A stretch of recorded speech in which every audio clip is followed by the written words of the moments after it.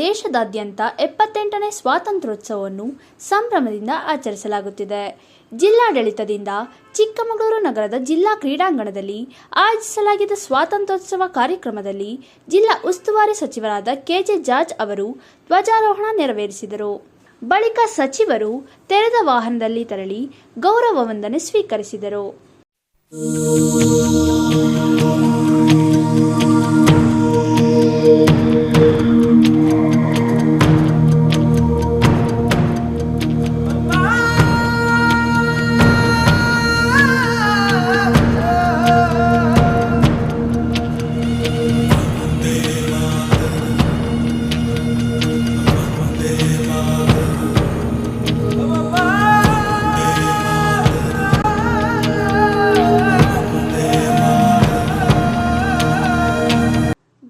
ಮಾತನಾಡಿದ ಜಿಲ್ಲಾ ಉಸ್ತುವಾರಿ ಸಚಿವರಾದ ಕೆಜೆ ಜಾರ್ಜ್ ಅವರು, ಭಾರತ ದೇಶ 1947 ಆಗಸ್ಟ್ 15ರಂದು ಸ್ವತಂತ್ರವಾಯಿತು.